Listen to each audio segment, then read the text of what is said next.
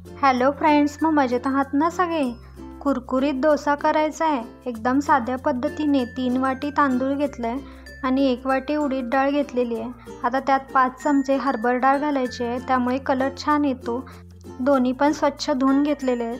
तर हे दोन्ही पण 4-5 तासांसाठी भिजवून ठेवलेले आहेत. 2 चमचे मेथ्या पण घातलेले आहेत. 5 तास झालेले आहेत. आता पीठ पण बारीक करून घेतलेलं आहे. एकदम बारीक असं पीठ काढून झाकून ठेवायचं आहे रात्रभर.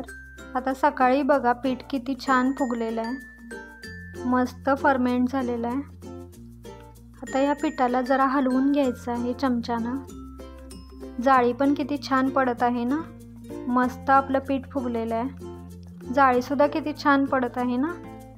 एकसारखं चांगलं हलवून घ्यायचं आहे आणि थोडं पीठ आपल्याला एका पातेल्यात काढून घ्यायचं आहे, म्हणजे ते दुसरं पीठ आपण तसंच फ्रीजमध्ये ठेवू शकतो, आंबट होत नाही. मीठ घालून घ्यायचं आहे चवीनुसार.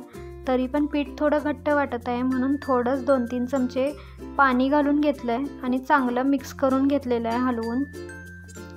मस्त कुरकुरीत आपले डोसे तयार होतात बरं. अशा पद्धतीने नक्की करून बघा. चांगलं मिक्स करून घेतल्यावर आता फुलपात्रांना आपण डोसे घालून घेणार आहोत. त्याने एकसारखं चांगलं हलवून घ्यायचं आहे. कन्सिस्टन्सी बघू शकता तुम्ही, जास्त घट्ट पण नाही आणि जास्त पातळ पण नाही आहे, मीडियम ठेवायचं आहे. तवा आता तेल लावून चांगला पुसून घेतलेला आहे. आता त्यावर मिठाचं पाणी पण मारून घ्यायचं आहे. आता आपण फुलपात्रानंच डोसा पसरवणार आहोत. एकसारखंच पसरवत जायचं आहे. जाड किंवा पातळ तुम्हाला ज्या प्रकारचा लागतो त्या प्रकारे तुम्ही करू शकता. कुरकुरीत पण होणार डोसा. आता तेल 1 चमचा घालून घेतलेलं आहे. तर हे आपणच उठून वर येतं, त्याला हात लावायची पण गरज पडत नाही. बघा मस्त आपला डोसा तयार झालेला आहे. तुम्ही पण अशा प्रकारे करता का तुम्ही कोणत्या वेगळ्या प्रकारे करता? कमेंटमध्ये मला नक्की सांगा.